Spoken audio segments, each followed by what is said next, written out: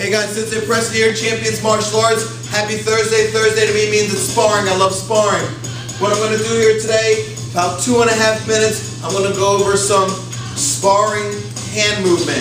If I'm standing here, I'm just basically giving my opponent options. But if I'm moving my hands around, and remember this is for point fighting, it's not for a Muay Thai style. If you see my right foot is forward, I'm set up for point fighting. I'm not set up for boxing or Muay Thai. Alright? So remember, this is applicable in a point fighting system. Some Muay Thai fighters or some MMA fighters use a blitzing action to run in at their opponents. But we're doing this for point fighting. We're doing this to get our points, and that's it. A lot of times, we're going to do 2 over the top also. 2 over the top means 2 punches to the face. A lot of times that really goes on in the black belt divisions. The excessive contact and such can be called for you. So, but anyway, our goal is black belt. We should try to move ourselves and develop ourselves like black belts, especially when we're sparring. So basically what I want to do is, this is my basic bounce. If you can't do this when you're sparring, then you need to go back to the drawing board and get this down. Just a back and forth bounce, keeping your hands up in a fighting stance position.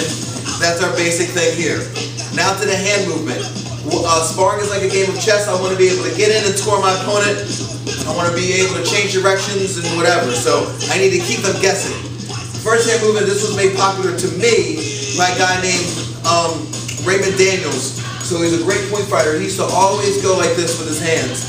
And he would incorporate it in his bounce, and then he could fire from that position. Okay?